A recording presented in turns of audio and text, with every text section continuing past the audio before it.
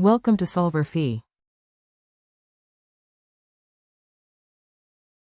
Hello students, let's begin with this question. Here we have to find out the molar,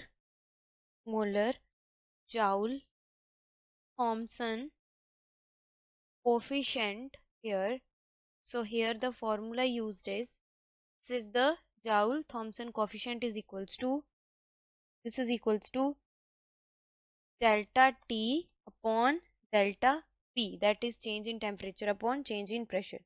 So now here in this question the data is provided here. Firstly, this molar heat capacity at constant pressure of carbon monoxide is given, which is equals to 29.14.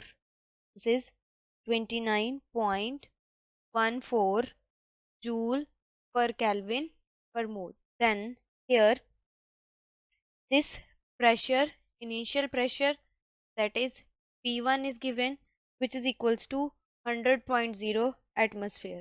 Then here the final pressure, this P2 is given, which is equals to 1.0 atmosphere. Here delta T is change in temperature is given, which is equals to 4.0 Kelvin. So now let's change this pressure to the atmosphere. So here this Pascal, so 1 atmosphere is equals to 101325 Pascal.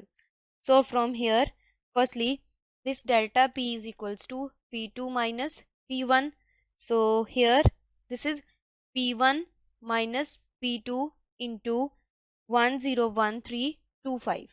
So here we get this 100.0 minus 1.0 atmosphere into 101325.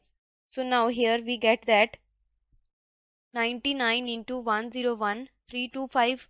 So here we get that this is 1003125 Pascal. So now substituting the values in the formula, so this molar Joule-Thomson coefficient is equals to 4.0 Kelvin upon 1003125 Pascal. So this value comes to be, this is equals to 3.985 into 10 raised to power minus 7 Kelvin per Pascal. I hope this video is useful for you to understand this problem. Thank you.